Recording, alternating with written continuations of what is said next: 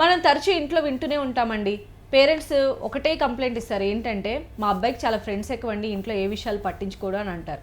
ఇంకొక తల్లి అయితే ఏమంటుందంటే, మా అమ్మాయి కాలేజ్ నుంచి వస్తుందండి ఫ్రెండ్స్తో కలిసి, రాగానే బ్యాగు బాక్స్లు అన్నీ అక్కడ పడేసి ఫోన్ తీసుకొని వాళ్ళ ఫ్రెండ్స్ ఇంటికి వెళ్ళేంత వరకు కూడా ఫోన్లో మాట్లాడుతూనే ఉంటుంది అని అంటూ ఉంటారు.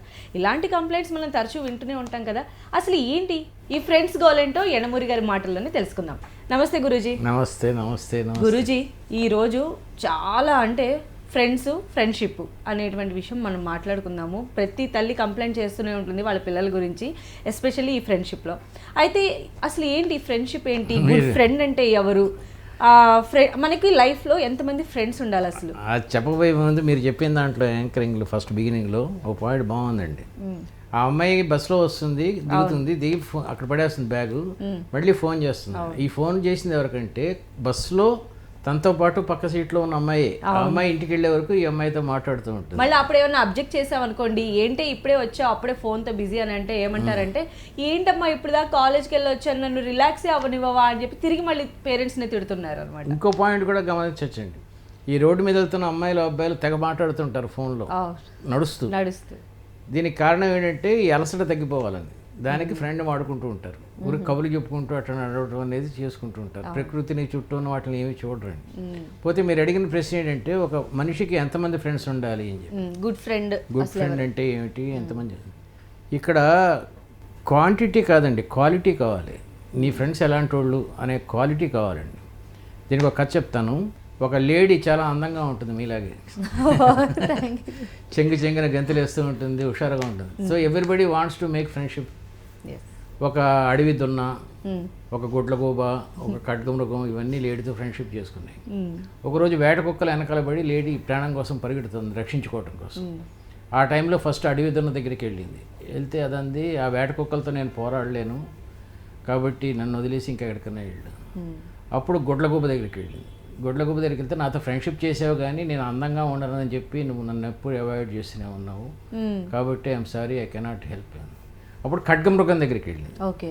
ఖడ్గమృగం అంది, నువ్వు ముందు అసలు వాళ్ళ దగ్గరికి వెళ్ళి తర్వాత నా దగ్గరికి వచ్చావు కదా, నా మీద నీకు నమ్మకం లేదు కాబట్టి ఐఎమ్ సారీ అంది. అప్పుడు అడవిలో వెళ్తున్న ఒక ఏనుగు ఈ వేట కుక్కలను తరిమేసినప్పుడు ఈ లేడీ అంది, నువ్వు నన్ను ఫ్రెండ్ కదా, ఏం కాదు, నువ్వు ఎందుకు నన్ను రక్షించావు ఇట్లా అని అడుగుతుంది. అప్పుడు ఏనుగు ఉంటుంది, రక్షించడానికి స్నేహం ఎందుకు, మానవత్వం చాలు. ఇంతకుముందు మనుషుల్లో ఉండేది రక్షించాలనే గుణం, కానీ ఇప్పుడు అది పోయి మన జంతువుల్లోకి వచ్చింది. కాబట్టి స్నేహం చేసుకొని చేయటానికి ఎవడన్నా రక్షిస్తాడనేది చాలా ఆఖరి అవకాశం అండి. ఫస్ట్ ఏంటంటే నీ ఫ్రెండ్స్లో ఆ మానవత్వం, ఆ దయాగుణం అవన్నీ ఉన్నాయా అని చూడు. నీకు నిజంగా ఒక మనిషి రక్షించాలంటే స్నేహం అక్కర్ల, మానవత్వం చాలు. ఇది స్టోరీ అండి. అయితే గురూజీ, మన ఇంట్లో ప్రతి తల్లి కంప్లైంట్ చేసేది ఏంటంటే, మా వాడి ఫ్రెండ్సేనండి వాడిని చెడగొడుతున్నారు, లేకపోతే మా వాడి ఆణిముత్యం, శంకరాభరణం అది ఇదని చెప్తూ ఉంటారు. ఫ్రెండ్షిప్లో మరి రకాలు ఉంటాయా? చాలా రకాలు ఉంటాయండి. దాదాపు నేను రాసిన పుస్తకంలోనే ఒక 10-12 రకాల స్నేహాలు చేశాను, గురించి రాశాను. అవునా? అంటే ఈ స్నేహం రకాలంటే depend upon varieties of friendships. First ఒకటే ప్రొఫెషన్లో ఉంటే వాటిని తేనెపూత స్నేహాలు అని పెట్టానండి పేరు. తేనెపూత స్నేహాలు అదే సేమ్ అదేనండి.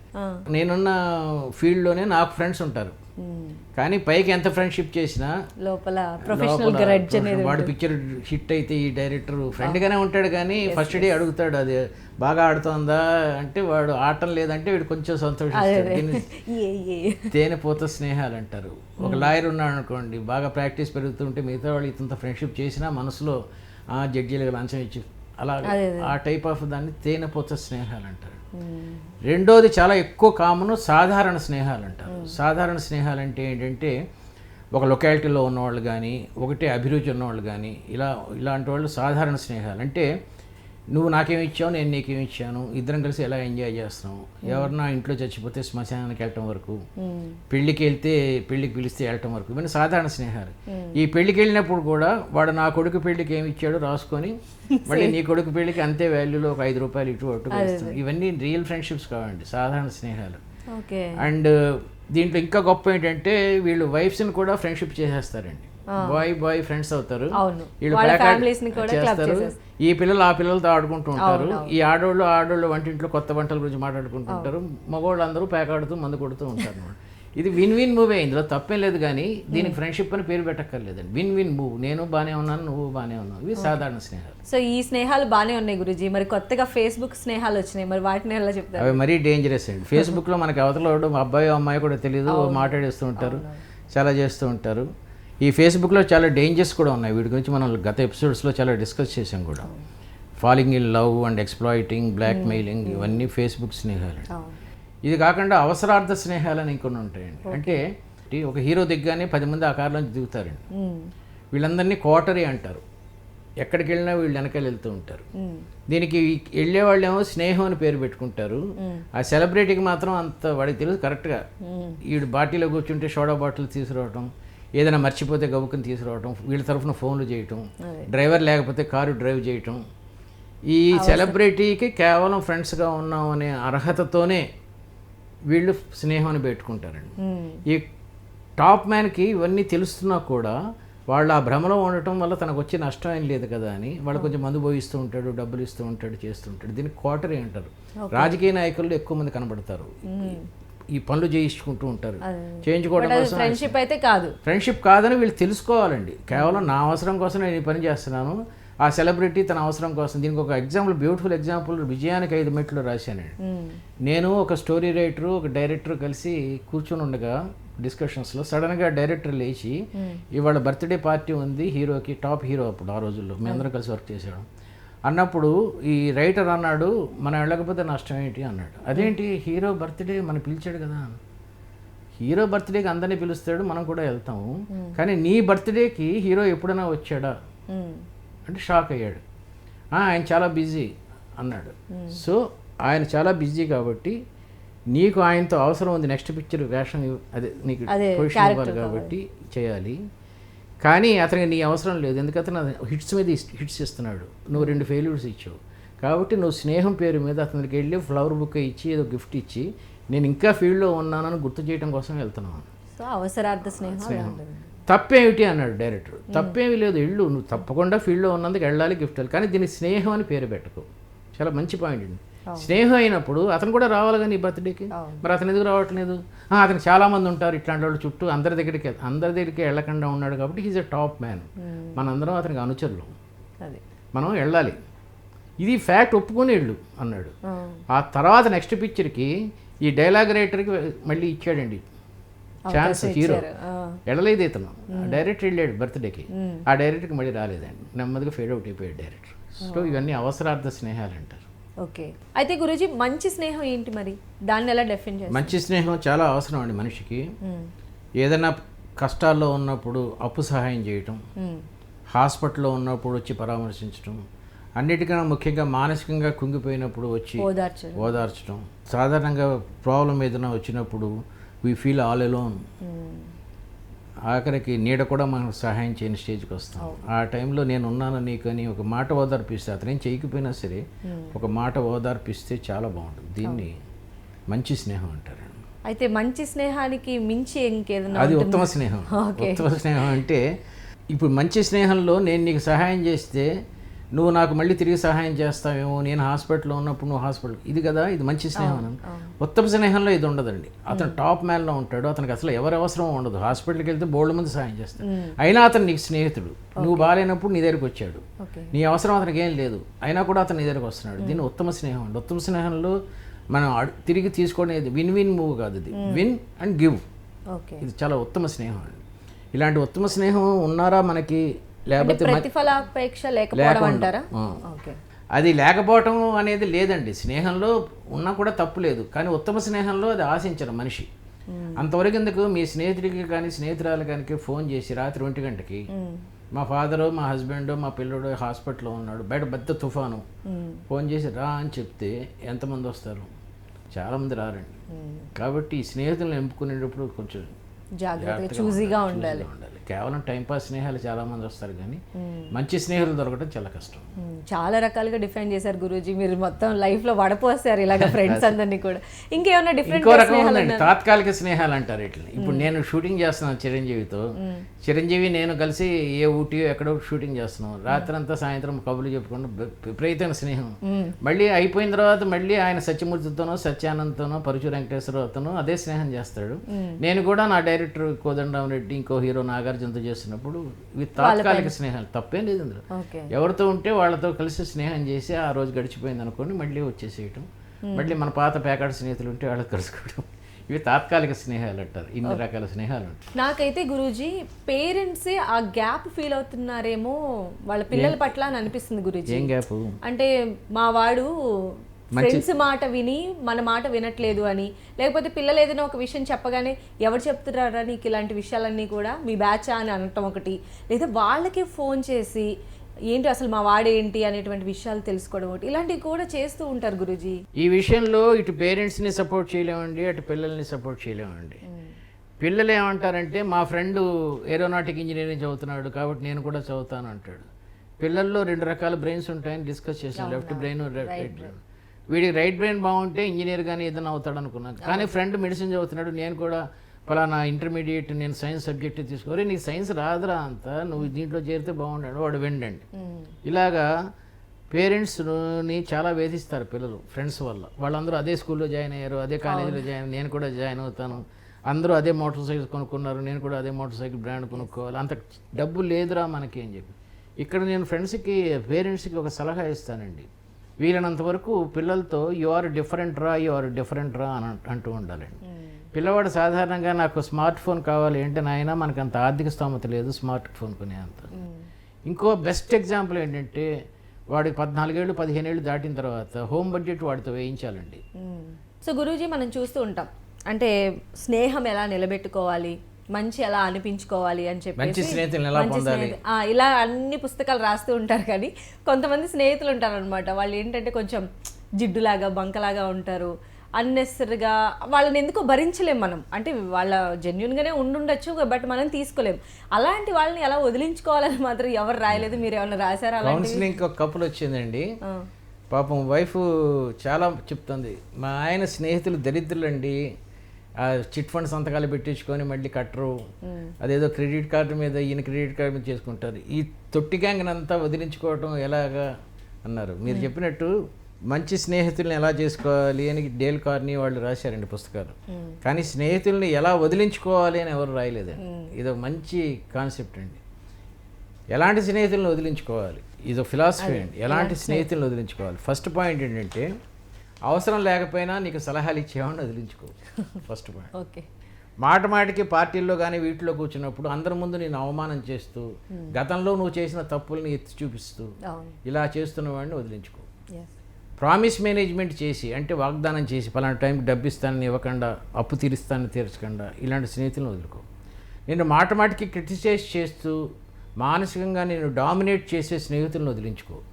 నువ్వు చిన్నవాడు అని మొదటి నుంచి సెల్లిసారిత్యం చేస్తూ వదిలించుకో. తన అభిరుచుల్ని మీ మీద రుద్దుతూ, అంటే ఉదాహరణకి ఒక అబ్బాయి ఉన్నారు, వీడికి విస్కీ చాలా ఇంట్రెస్ట్, వీడికి అసలు ఇంట్రెస్ట్ లేదు విస్కీ మీద, విస్కీ తాకపోతే యథా జీవితం ఎందుకురా అంటూ తను స్లోగా అండ్యూ ఇన్ఫ్లుయెన్స్ చేస్తూ తన అభిరుచుల్ని నీ మీద రుద్దేవాడిని వదిలించుకో. తన అవసరానికి నిన్ను వాడుకుంటూ నీకు ఆ విషయం తెలియకుండా పైపైన పొగుడుతూ నువ్వు ఇలాగా నీ అంత దానకనుడు లేడు ఇట్లా చేస్తూ స్లోగా నిన్ను అండ్యూ ఇన్ఫ్లుయెన్స్ చేసి వాడుకునేవాడిని ఇమ్మీడియట్గా వదిలించుకో. మరి ఒక గుడ్ ఫ్రెండ్ కావాలంటే ఎలాంటి క్వాలిటీస్ ఉండాలి? గుడ్ ఫ్రెండ్కి అన్నిటికన్నా చాలా క్వాలిటీస్ చెప్తారు, ఆపదలో ఉంటే రక్షించాలి అవి కాదు, కానీ ఎప్పుడైనా గుడ్ ఫ్రెండ్ నీ సిద్ధాంతాలని నీ ఫిలాసఫీస్ని గౌరవిస్తాడండి. నాకున్న ఫ్రెండ్స్లో చాలామంది గుండు కొట్టించుకోవటాలు, ఏమాత్రం ప్రాబ్లం వచ్చినా తిరుపతి కానీ షిర్ది కానీ వెళ్ళటాలు, రకరకాలు చేస్తూ ఉంటారు. నేను చాలా వ్యతిరేకం దానికి, బీయింగ్ ఏ కమ్యూనిస్ట్ అనండి, లేకపోతే నాస్తికం కూడా కాదు, I believe in God, but గుండు కొట్టించుకోవడం లాభం రాదు. సో నేను వాళ్ళ సిద్ధాంతాలు గౌరవిస్తానండి. ఇంకొకడైతే నా క్లోజ్ ఫ్రెండ్ ప్రతిసారి హిమాలయ ప్రాంతాలకు పోయి సాధువు తాలూకు కాళ్ళు కడిగి నీళ్ళ మీద జలుకొని వస్తుంది. మోదీ గారు లాగా తెలియదు నాకు, మోడీ ఏం చేస్తాడో తెలియదు కానీ, బట్ నేను నా ఫ్రెండ్ యొక్క సిద్ధాంతాన్ని గౌరవిస్తాను. పోతే ఒక ఫ్రెండ్గా నేను అతనికి చెప్పేది ఏంటంటే, నువ్వు డబ్బులు అంత గొప్పగా లేవు కాబట్టి ఇంత దూరం హరిద్వార్ వరకు వెళ్ళి అదే నీ కూతురికి ఖర్చు పెట్టి మంచి చేస్తే బాగుంటుంది కదా అంటే విండు. ఎప్పుడైనా సరే మంచి స్నేహితులు ఎప్పుడు డిస్కస్ చేస్తారు తప్ప ఆర్గ్యుమెంట్స్ చేయరండి. డిస్కషన్కి ఆర్గ్యుమెంట్కి చాలా తేడా. డిస్కషన్ అంటే ఒక ప్రొడక్టివ్ అవుట్పుట్ అనేది వస్తుంది, ఇద్దరు ఆర్గ్యుమెంట్ తెగదు, వాళ్ళిద్దరు కొట్టుకోవడం తప్ప. మంచి స్నేహితుల లక్షణం ఇదండి. రెండో లక్షణం ఏంటంటే ప్రామిస్ మేనేజ్మెంట్. నాకు పెద్ద క్లోజ్ ఫ్రెండ్ ఉండేవాడు, చాలా హై పొజిషన్లో ఉన్నాడు, వ్యక్తిత్వ వికాస నిపుణుడు. ఒకరోజు 5:30కి మా ఇంటికి వస్తానని చెప్పి 6 అయినా రాలేదు. ఎందుకు రాలేదు అని ఫోన్ చేస్తే ఇప్పుడే నా కౌన్సిలింగ్ అయిపోయి బయలుదేరుతున్నాను కారులో ఉన్నాడు. మళ్ళీ 5 నిమిషాల తర్వాత ఫోన్ చేస్తే అతను ఎత్తలేదు, సెక్రటరీ ఎత్తింది. ఎత్తి ఇంకా డిస్కషన్ జరుగుతుందండి లోపల క్లయింట్తో మరి నాతో ఎందుకు అబద్ధం చెప్పావు అని అడిగా. ఎందుకు చెప్పావంటే ఇప్పుడు బయలుదేరుతున్నానంటే నువ్వు సాటిస్ఫై అయ్యి హ్యాపీగా ఉంటావు కదా అని. కానీ నేను ఇంకా బయలుదేరలేదంటే నేను ఇంకో పని చేసుకునేవాడిని కదా. You are not respecting my time. ఒక చిన్న సెల్ ఫోన్లో ఇంకో అరగంట తర్వాత వస్తాను బిజీగా ఉన్నానని చెప్తే నా టైం వేస్ట్ అయ్యేది కాదు కదా. నువ్వు నా టైంకి రెస్పెక్ట్ ఇవ్వకపోతే నాకేం రెస్పెక్ట్ ఇస్తున్నట్టు? నువ్వు నీ టైం ఎంత వాల్యూ, నా టైం అంతే వాల్యూ. నేను ఎప్పుడైనా సరేనండి ఈ కౌన్సిలింగ్కి వాటికి వెళ్తాం, బయట వాళ్ళకి వెళ్తూ ఉంటాం కదా, train is coming half an hour late, don't come to the railway ప్లాట్ఫామ్లో ఇస్తానండి మెసేజ్. అంత ముందు స్టేషన్లో ఉండగానే వాడు వస్తాడా రాడా అనేది తర్వాత సంగతి. Respecting others time. మనం ఇన్ని రోజులు కలిసి పని చేస్తున్నాం, ఎప్పుడైనా సరే ఒక 5 నిమిషాలు లేట్ అవ్వటం కానీ ఏమి ఉండదండి మన దగ్గర. మీరు కూడా అంతే కదా. ఎందుకంటే ఒక ప్రొఫెషన్లో ఉన్నప్పుడు కొన్ని లక్షలు నష్టం అయిపోతుంటుంది రాకపోతే. చిన్న ఫోన్ కాల్ చెప్పామనుకోండి, ఈ ప్రొడ్యూసర్ డైరెక్టర్ ఇంకేదైనా పనులు చేసుకుంటూ ఉంటారు. This is second quality of స్నేహం. ఇంకేమున్నాయి గురూజీ మరి ఇలాంటి క్వాలిటీస్? నీకు చెప్పి ఉండకూడదు కానీ చెప్తున్నాను రా, మంచి స్నేహితుడు కాబట్టి అని చెప్తుంటాను. ఇంతకన్నా దరిద్రం ఇంకోటి ఉండదు. నీకు చెప్పు ఉండకూడదు కానీ వాడు చాలా దరిద్రుడు రా, నీ గురించి చాలా బ్యాడ్గా మాట్లాడాడు. ఎప్పుడైతే నువ్వు ఈ మాట చెప్పావో వాడు నీ ఫ్రెండ్ కాబట్టి నా గురించి కూడా వాడి దగ్గర నువ్వు ఇలాగే చెప్పు కదా. సో ఇలాంటి ఫ్రెండ్స్ని, అక్కడ లేని ఇంకో వ్యక్తి గురించి నీ దగ్గర బ్యాడ్గా మాట్లాడేవాడిని ఆల్వేస్ అవాయిడ్ చేయి. కానీ ఒక్కోసారి చెప్పాలండి. ఎప్పుడు నీకు ఏదైనా నష్టం జరుగుతున్నప్పుడు, నీకేదైనా అన్యాయం జరుగుతున్నప్పుడు చెప్పు. అలా కాకుండా టైంపాస్ కోసం చెప్పొద్దు. ఇది నెక్స్ట్ పాయింట్. 4వ ఫ్రెండ్ ఎవడంటే మనకేమీ సంబంధం లేని విషయాలు. చంద్రబాబు నాయుడు నెక్కుతాడా, జగన్ నెక్కుతాడా, ఇవన్నీ డిస్కషన్స్కి బాగానే ఉంటాయి. కానీ కొన్ని పార్టీస్లు కొట్టేసుకుంటూ ఉంటారండి, ఇది నెగ్గుతుందా అది నెగ్గుతుందా. నీకు టైం వేస్ట్. నువ్వు శిఖరం మీద పైకి వెళ్తున్నవాడు. ఎవరు నెగ్గినా నువ్వు ఎలా బాగుండాలి ఆలోచించుకోవాలి, సమాజం ఎలా బాగుండాలి ఆలోచించుకోవాలి తప్ప ఈ అడ్రినలిన్ రిలీజింగ్ ఫ్రెండ్షిప్స్ అంటారు, ఇవి బాగా బాగా ఉత్తేజం పొందుతున్న రిలేషన్షిప్స్, ఇవన్నీ జీవితంలో పైకి వచ్చే యువతికి సంబంధం లేని విషయాలండి. తిని కూర్చొని బేరాలు బాగా డబ్బు ఉండి అలాంటప్పుడు పనిచేస్తాయి తప్ప లేకపోతే ఏమాత్రం ఉపయోగపడిన స్నేహాలు. Welcome back to Shri Gayatri Vidya సంస్థలు సమర్పించి ఉన్నది ఒకటే జిందగీ. అంటే ఇప్పుడు ఫ్రెండ్ సక్సెస్, ప్రతి మనిషి విజయం వెనక ఒక ఫ్రెండ్ ఉంటాడు. ఎస్, అపజయం వెనక కూడా ఉంటారు. కొంతమంది ఫ్రెండ్స్ ఉంటారు ఏంటంటే ప్రతి మనిషి అపజయం వెనక 2-3 ఫ్రెండ్స్ ఉంటారా, తాగుబోతులు, బ్యాకాడేవాళ్ళు. ఇంకో కొంతమంది ఫ్రెండ్స్ ఏంటంటే కొంచెం సెల్ఫిష్గా ఉంటారు. అంటే తిను నా ఫ్రెండ్, తిను నాతోనే మాట్లాడాలి, ఇంకెవరితో మాట్లాడినా కూడా వీళ్ళు నొచ్చుకోవడము. ఇక రకరకాలుగా ఉన్నారు గురూజీ. చాలా రకాల స్నేహాలు ఉంటాయండి. స్నేహితుల్లో చాలా ఫ్రెండ్ రోల్ అనేది ఎలా ఉండాలి? ఎక్స్‌ప్లాయిటర్స్ అంటారండి. ఎక్స్‌ప్లాయిటర్స్ అంటే అప్పులు తీసుకోవటం, ఎక్కొట్టడం. నా ఫ్రెండ్ ఒకడు ఉన్నాడు, ఇంతకుముందు చిన్నప్పుడు సినిమాలో యాక్ట్ చేసేవాడు, ఇప్పుడు టీవీ వాటిలో యాక్ట్ ఈ మధ్య ఒక సినిమాలో కూడా యాక్ట్ చేసి వాడు ఎవరైనా సరే ఫ్రెండ్షిప్ చేసేసుకుంటాడు. నేను మిమ్మల్ని పరిచయం చేసిన 2 నిమిషాల్లో మీ దగ్గర ₹1,00,000 అప్పు తీసుకుంటాడు. చార్టెడ్ అకౌంటెంట్ అని చెప్తాడు, వాడు ఇంటర్మీడియట్ కూడా ఫెయిల్ అయ్యాడు. ఇలా రకరకాల అప్రోచ్ చేసి వాడి దగ్గర నుంచి చేసేవాళ్ళని ఎక్స్‌ప్లాయిటర్స్ అంటారు. వీళ్ళతో చాలా జాగ్రత్తగా ఉండాలి. నా ఫ్రెండ్ ఒకతను మైమ్ ఆర్టిస్టు, ట్రైన్లో బయలుదేరుతుంటే ఒక ఫ్రెండ్షిప్ చేసేసుకొని అతను తీయబోయే సినిమాకి గ్యారంటీకి 10 లక్షలు తీసుకుంటే 10 లక్షలు కోల్పోయాడు. ఇలాంటి ఎక్స్‌ప్లాయిటర్స్ చాలా తెలివితేటలతో ఉంటారండి. ఫ్రెండ్షిప్లో ముందు ఎక్స్‌ప్లాయిటర్స్ని అవాయిడ్ చేయాలి. నెక్స్ట్ ఇంటెలిజెంట్ ఫ్రెండ్స్ ఉంటారండి. అంటే తన యొక్క ఇంటెలిజెన్స్తో క్వార్టరీ ఏర్పరచుకొని నిన్ను అందులో ఒక మెంబర్గా చేర్చుకుంటాడు. అంటే 2 10th క్లాస్ చదువుతున్న పిల్లలు అనుకోండి, వాడు కొంచెం టాప్లో ఉంటాడు, మంచి మార్కులు వస్తూ ఉంటాయి. వీడి తల్లి వీడిని వాడి దగ్గరికి పంపిస్తుంటుంది. కంబైన్డ్ స్నేహాలు, అదే కంబైన్డ్ చదువుకుంటాడు. వాడు ఎక్కువగా వీళ్ళని డామినేట్ చేస్తూ ఉంటాడు. This is called intelligent friends. తర్వాత చోరులు అని ఉంటారండి. అంటే వాడు మీ ఇంటికి వచ్చాడు అనుకోండి, వాడు వెళ్ళినప్పుడు మీ ఇంట్లో ఒక వస్తువు మాయమైపోతుంది. వాడి మళ్ళీ కాస్ట్లీ ఫ్రెండే వాడు. ఇది క్లెప్టోమానియా కాదండి, అంటే దొంగతనాలు చేసే కాదు, అవసరం కోసం చేసేది ఉంటుంది. దీనికన్నా బందిపోట్లు అని ఇంకోటి ఉంటాడు, వాడు మీ పర్సు కొట్టేస్తాడు, మీ అమ్మ తల్లి ఫోటో ఉంటుంది అది చింపేస్తాడు, ఎందుకంటే అది బయటపడితే పోలీసులు అరెస్ట్ చేస్తారు. ఇక్కడ చోరుల్లో యాక్చువల్గా మీ గడియారం మిస్ అయితే మీకు లాస్ గడియారమే, వాడికి బెనిఫిట్ గడియారం. ఇక్కడ మీ లాస్ మీ పర్సు ప్లస్ తల్లి ఎప్పటి నుంచో అపరూపంగా దాచుకున్న తల్లి, వాడికి దానివల్ల లాభం లేదు. వీళ్ళు ఇంకా డేంజరస్ అండి. వీళ్ళు కాకుండా సాలిపురుగులు అని ఉంటాయండి. సాలిపురుగులు అంటే ఇద్దరు అమ్మాయిలు హాస్టల్లో కిటికీ దగ్గర నిలబడతారు. ఒక అమ్మాయి ఉంటుంది వర్షం వస్తుంది కదే అంటుంది, వర్షం వస్తుంది కదా కనబడుతుంది కదా రెండో అమ్మాయికి, అవునే చాలా పెద్ద వర్షం అని ఈ అమ్మాయి కూడా తెలుసు, అవునే నడుస్తే ఇప్పుడు మోకాళ్ళ వరకు తడిచిపోతుంది, అన్నీ తెలిసిన ఫ్యాక్ట్సే మాట్లాడేసుకుంటూ ఉంటారు. అంటే they suffer from A disease called diarrhoea of talking, మాటల విరోచనాలతో బాధపడుతుంది. వీళ్ళని సాలిపురుగులు అంటారు. ఓకే ఓకే, ఇప్పటి వరకు సినిమా టైటిల్స్ తో ఫ్రెండ్స్ కేటగిరీస్ ని డిఫైన్ చేశారు కదా, ఇంకేమైనా ఉన్నాయి ఇలాంటివి? ఉన్నాయండి.